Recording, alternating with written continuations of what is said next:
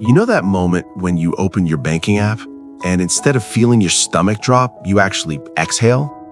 It's that rare feeling of relief. The kind you get when you're not mentally calculating if buying groceries today means surviving on instant noodles for the rest of the week. Most people think peace with money comes only after you hit six figures or become officially rich. But the truth is far more surprising. There's a much smaller number that flips your financial experience on its head, and almost no one talks about it. A number that changes the stress you feel, the decisions you make, and even the way you see yourself. And that number is not 1 million, it's 20,000.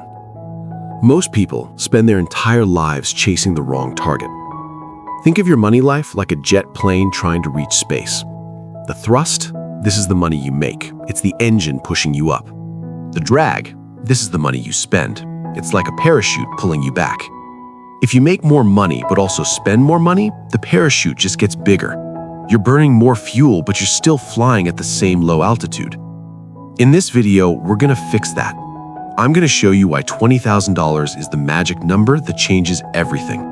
We'll talk about the panic, why having $0 makes your brain crazy, the grind, why the first $20,000 feels so slow.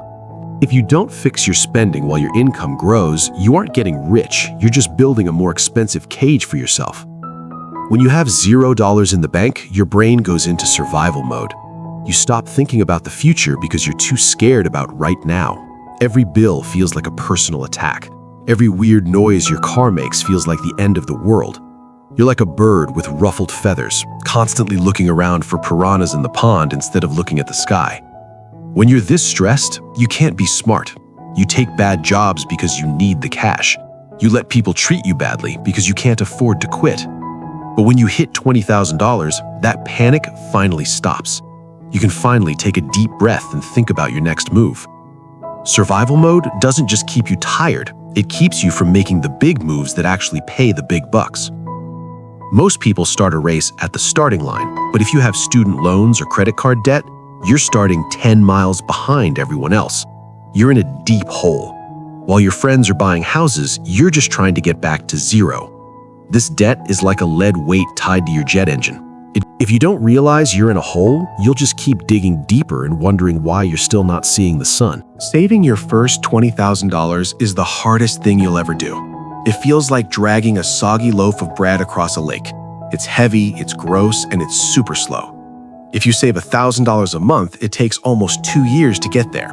You're doing all the work, and the math isn't helping you yet. But once you hit that 20K, something cool happens. The next 20K comes faster. Most people quit during those first 2 years because they don't see the magic yet. But the magic only happens if you don't stop. After working hard for years, you finally get a big paycheck. Your brain screams, "I deserve a nice car, I deserve a vacation." This is the "I earned it" trap. You're trying to buy back the fun you missed in your 20s with the money you made in your 30s, but you can't go back in time. Buying fancy stuff now just means you have to work harder for longer. If your bank account is empty, you aren't rich, you're just a broke person with a nice watch and a lot of stress. High earners don't go broke because of coffee or Netflix. They go broke because of the big three. 1, the house, a massive mortgage in a fancy zip code. 2, the car, a luxury lease that costs $1,000 a month. 3, the schools, paying for private school before you've even saved for retirement. These are anchors that keep your plane on the ground. You're working 80 hours a week just to pay for a house you're too busy to live in. The most expensive parking spot in the world is the one you pay for with your freedom. When you have $20,000, your personality changes. You aren't a "please don't fire me" servant anymore. You're a partner. If your boss asks you to work all weekend for no reason, you can say no. Ironically, when you aren't scared to lose your job, your boss usually respects you more. The less you need the money, the easier it is to make even more money. Stop looking at prices in dollars. Start looking at them in life hours. If a new bag costs $1,000 and you make $25 an hour, that bag costs 40 hours of your life. Is that bag worth an entire week of sitting in an office? Usually the answer is no. When you think like this, the drag on your life naturally disappears. When you realize that stuff, is actually just life hours you'll never get back, you'll stop buying things you don't even like. Don't try to be strong. Use automation. If you get a raise, don't even let the money hit your checking account. Have it sent straight to your savings or debt before you can see it. Live on your old salary and let the wedge grow in the dark. If you can't see the money, you can't spend it on stuff you don't need. Discipline isn't about being strong. It's about being smart enough to hide the cookies so you don't eat them.